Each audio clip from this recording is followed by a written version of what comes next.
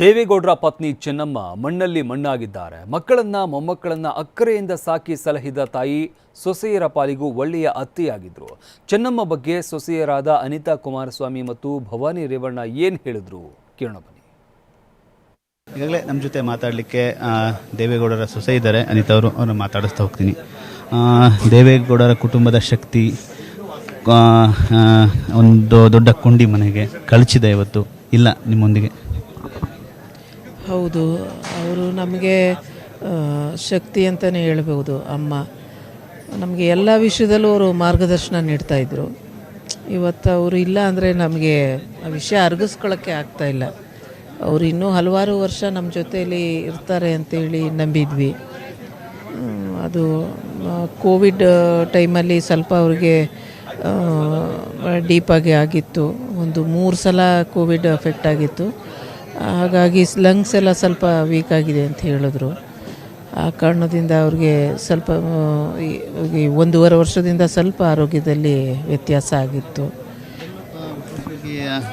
ನಿಮ್ಮ ಮನೆಯವ್ರು ಬಂದರೆ ಕುಮಾರಸ್ವಾಮಿ ಅವ್ರ ಬಗ್ಗೆ ವಿಶೇಷವಾದ ಪ್ರೀತಿ, ಕುಮಾರ ಅಂತ ಯಾವಾಗಲೂ ಹೋದಾಗೆಲ್ಲ ಗಂಟೆಗಟ್ಟಲೆ ಮಾತಾಡುವಂಥದ್ದು, ಅದ್ರ ಬಗ್ಗೆ ಹೇಳೋದಾದರೆ?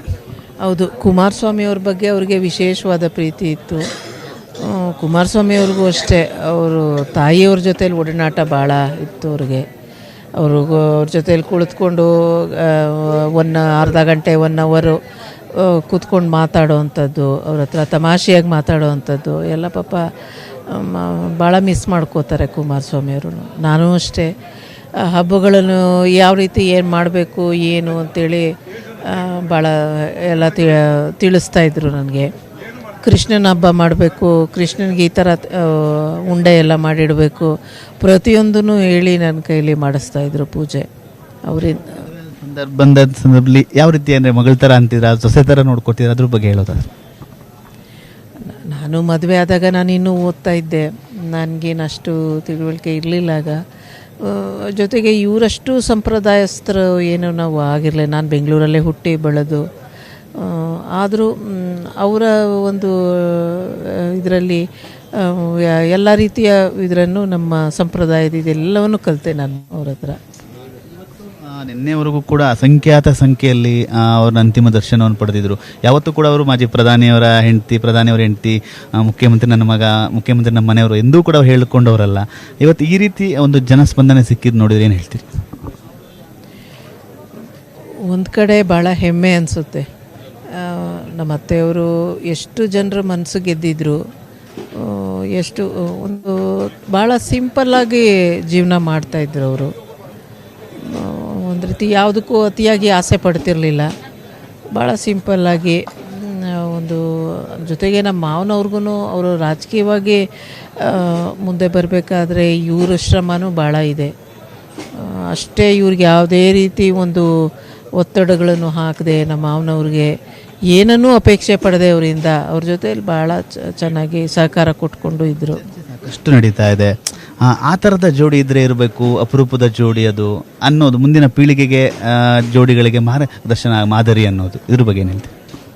ಹೌದು, ಅವರು ಮಾದರಿ ಜೋಡಿ ಅಂತಲೇ ಹೇಳ್ಬೋದು. ಅವ್ರನ್ನ ಭಾಳ ಅನ್ಯೋನ್ಯವಾಗಿ ಇಷ್ಟು ವರ್ಷ, ಸುಮಾರು 70 ವರ್ಷಕ್ಕಿಂತ ಹೆಚ್ಚಾಗಿ ಒಟ್ಟಿಗೆ ಜೀವನ ಮಾಡಿದ್ದಾರೆ.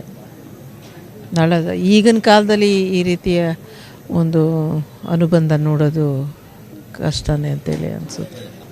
ಇಷ್ಟು ದೇವೇಗೌಡರು ಚೆನ್ನಮ್ಮವರ ಸೊಸೆ ಅಂತ ಅನಿತಾ ಕುಮಾರಸ್ವಾಮಿ ಅವರ ಮಾತು. ಕ್ಯಾಮ್ರಾಮನ್ ಮಹೇಶ್ ಜೊತೆ ಸುನಿಲ್, TV9 ಹಾಸನ. ಈಗ ನಮ್ಮ ಜೊತೆ ಮಾತಾಡಲಿಕ್ಕೆ ದೇವೇಗೌಡರ ಸೊಸೆ ಅಂತ ಭವಾನಿ ರೇವಣ್ಣ ಬನ್ನಿರೋರು ನಾನು ಮಾತಾಡಿಸ್ತಾ ಹೋಗ್ತೀನಿ. ಮನೆಯ ಶಕ್ತಿ, ತೆರೆಮರೆಯ ಬೆನ್ನೆಲುಬು ಇವತ್ತು ಮರೆಯಾಗಿದೆ. ಹೌದು, ಇದನ್ನು ಊಹಿಸ್ಕೊಳ್ಳೋಕ್ಕೂ ಸಾಧ್ಯ ಇಲ್ಲ. ನಮಗೆ 4 ದಿವಸದಲ್ಲಿ ಜೀವಂತವಾಗಿದ್ದಂಥ ಅಮ್ಮ ಮೊನ್ನೆ ಇರಲಿಲ್ಲ, 3 ದಿವಸದಲ್ಲಿ ಇರಲಿಲ್ಲ. ಇವತ್ತು ದೇಹ ಕೂಡ ಇಲ್ಲ. ಏಕೆಂದರೆ ಮನೆಯಲ್ಲಿ ಅವರು ಒಂದು ರೀತಿ ಆಧಾರ ಸ್ತಂಭವಾಗಿದ್ದರು. ಎಲ್ಲರಿಗೂ ಎಲ್ಲ ರೀತಿ ಬ್ಯಾಕ್ ಸಪೋರ್ಟ್ ಆಗಿದ್ದರು. ಮನೆಯಲ್ಲಿ ಪ್ರತಿಯೊಬ್ಬರನ್ನು ಸಮತೋಲನದಲ್ಲಿ ತೊಗಿಸ್ಕೊಂಡು ಸಂಸಾರ ನೋಡ್ಕೊಂಡು ಮಕ್ಕಳು ನೋಡಿಕೊಂಡು ದೊಡ್ಡ ಸಾಹೇಬರು ರಾಜಕೀಯನೂ ನೋಡಿಕೊಂಡು ಬಂದಂಥ ನಮ್ಮ ಯಾವುದೇ ಜಿಲ್ಲೆಯ ಜನರಾಗಿರ್ಬೋದು, ಅವರ ಆಗು ಹೋಗುಗಳನ್ನ ನೋಡ್ಕೊಳ್ಳೋದಾಗ್ಬೋದು ಅಥವಾ ಅವ್ರಿಗೊಂದು ಉಪಕಾರ ಮಾಡೋದಾರು ಆಗ್ಬೋದು, ಪ್ರತಿ ಒಂದು ವಿಷಯದಲ್ಲೂ ಅವ್ರಿಗೆ ಎರಡನೇ ಮಾತಿಲ್ಲ. ಅವ್ರು ಯಾರೇ ನಮ್ಮ ಮನೆಗೆ ಸಹಾಯ ಕೇಳ್ಕೊಂಡು ಬಂದ್ರೂ ಒಂದು ದಿವಸನೂ ನೀವು ಯಾವ ಜಾತಿ ಯಾವ ಸಮಾಜ ಒಂದು ದಿವಸ ಕೇಳ್ದವ್ರಲ್ಲ. ಹಾಗೆ ಯಾವುದೇ ಒಂದು ಪಕ್ಷದ ಹೆಸರು ರಾಜಕೀಯವಾಗಿ ಮನೆಯಲ್ಲಿ ಮಾತಾಡ್ದಾನೆ, ಅವ್ರನ್ನ ಯಾರು ಏನು ಅಂತ ಕೇಳ್ದಾನೆ ಮಾಡ್ದಾನೆ, ಅವ್ರಿಗೇನಾದ್ರು ಆರ್ಥಿಕವಾಗಿ ಕಷ್ಟವಾಗಿದ್ದರೆ ಅದನ್ನು ಕೂಡ ಅವ್ರ ಕೈನಲ್ಲಿ ಎಷ್ಟಾಗುತ್ತೆ ಅಷ್ಟರ ಮಟ್ಟಿಗೆ ಸಹಾಯ ಮಾಡ್ತಿದ್ರು. ಅದರ ಜೊತೆಗೆ ಮನೆಯಲ್ಲಿ ಬಂದವ್ರಿಗೆ ಊಟ ಉಪಚಾರವಿಲ್ದೇ ಮಾತ್ರ ಯಾರನ್ನೂ ಇವತ್ತುವರೆಗೂ ಕಳಿಸೇ ಇಲ್ಲ. ಸೊಸೆ ರೀತಿ ನೋಡಿದ್ರಾ ಇಲ್ಲ ಹೇಗಿತ್ತು ನಿಮ್ಮ ಅವರ ಒಡನಾಟ? ಇಲ್ಲ, ನಾನು ಈ ಮನೆಗೆ ರೇವಣ್ಣ ಸಾಹೇಬ್ರನ್ನ ಮದುವೆ ಮಾಡ್ಕೊಂಡು ಬಂದಂಥ ಸಂದರ್ಭ ನಂಗೆ ತುಂಬ ಚಿಕ್ಕ ವಯಸ್ಸು. ಹಾಗಾಗಿ ತುಂಬ ಅವ್ರ ಜೊತೆಯಲ್ಲಿ ಅಟ್ಯಾಚ್ಮೆಂಟ್ ಬೆಳೆಸ್ಕೊಂಡೆ. ಅಮ್ಮನೂ ಅಷ್ಟೇ, ನಂಗೆ ಪ್ರತಿಯೊಂದು ತಿದ್ದಿ ಏನಾದರೂ ವಿಷಯಗಳಿದ್ರು ಕೂಡ ಮಾತಾಡಿ. ಆಮೇಲೆ ಹಾಸನ ಜಿಲ್ಲೆಗೆ ಅವ್ರು ಬಂದರೆ ಎಲ್ಲಿಗೆ ನಾನು ಬೆಂಗಳೂರಿಂದ ಏನಾದ್ರು ಹೊರಡೋದಿದ್ರೆ, ನಾನು ಬೆಂಗಳೂರಿನಲ್ಲಿದ್ದರೆ ನಾಳೆ ಊರಿಗೆ ಹೋಗೋಣ ಅಂತ ಹೇಳಿ ಜೊತೆಯಲ್ಲಿ ಕರ್ಕೊಂಬರೋರು. ಅಕಸ್ಮಾತ್ ನಾನು ಒಳನರಸೀಪುರದಲ್ಲಿದ್ದರೆ ಇಲ್ಲಿಗೆ ಬಂದು ಇಂಥ ಕಡೆ ಹೋಗೋಣ, ಮದುವೆ ಇದೆ ಅಥವಾ ಒಂದು ನಾಮಕರಣ ಇದೆ, ಒಂದು ಗೃಹ ಪ್ರವೇಶ ಇದೆ ಅಥವಾ ಯಾರ್ದೋ ಮನೆಗೆ ಕಷ್ಟ ಇದೆ, ಅವ್ರ ಮನೆಗೆ ಹೋಗಿ ಬರಬೇಕು, ಹೀಗೆ ಎಲ್ಲನೂ ಹೇಳಿ ಜೊತೆಯಲ್ಲಿ ಕರ್ಕೊಂಡೋಗೋರು. ರಾತ್ರಿ ಒಳನರಸೀಪುರದಲ್ಲೇ ಉಳಿಯೋರು. ಅಲ್ಲೇ ಅವ್ರಿಗೆ ಏನಿಷ್ಟನೋ ಅದನ್ನು ನಾವು ಮಾಡಿ ಬಡಿಸ್ತಾಯಿದ್ದು. ಜೊತೆಯಲ್ಲೆಲ್ಲ ಕೂತ್ಕೊಂಡು ಊಟ ಮಾಡ್ತಾಯಿದ್ವಿ. ಅವ್ರು ಇನ್ನೂ ಸ್ವಲ್ಪ ಈಗಾಗಲೇ ಒಂದು 8-10 ವರ್ಷ ಆಗಿರಬೇಕು ಅಥವಾ ಒಂದು 5 ವರ್ಷದ ಹಿಂದೆ, ಅವಾಗ ಸ್ವಲ್ಪ ಎಲ್ಲಡಿಕೆ ಕೂಡ ಹಾಕತ್ತಿದ್ರು. ಅವಾಗಲೂ ಕೂಡ ತಾಂಬೂಲ ನಾವು ವಿಳ್ಯದೆಲೆ, ಚಿಗುರು ವಿಳ್ಯದೆಲೆ ತೊಗೊಂಡೋಗಿ ಅಡಿಕೆ ಇಟ್ಟು ಎಲ್ಲ ತೊಗೊಂಡೋಗಿ ಕೂತ್ಕೊಂಡ್ರೆ, ಅಮ್ಮ ತೊಗೊಂಡು ಬಾ ಅಂತಲೇ ಹೇಳ್ತಿರು, ತೊಗೊಂಡೋಗಿ ಕೂತ್ಕೊಂಡ್ರೆ ಬಾ ನೀನುವೇ ಹಾಕ್ಕೊಳ್ಳೋಣ ಅಂತ ಹೇಳಿ ಜೊತೇಲಿ ಕೂರಿಸ್ಕೊಂಡು ಅದನ್ನು ಒಂದೊಂದು ದಿವಸ ಜೊತೇಲಿ ವಿಳ್ಯದೆಲೆ ಅಡಿಕೆನೂ ಹಾಕೋತಾಯಿದ್ವಿ. ಅದೆಲ್ಲ ನೆನೆಸ್ಕೊಂಡಾಗ ತುಂಬ ಬೇಜಾರಾಗುತ್ತೆ. ಮನೆಯಲ್ಲಿ ಎಷ್ಟು 4 ದಿವಸದಿಂದ ಯಾರ ಜೊತೆಯಲ್ಲೂ ಮಾತಾಡಲಿಲ್ಲ. ಅವರು ಬುಧವಾರದಿಂದ ಯಾರ ಜೊತೆನೂ ಮಾತಾಡಲಿಕ್ಕಾಗಲೇ ಇಲ್ಲ ಪಾಪ.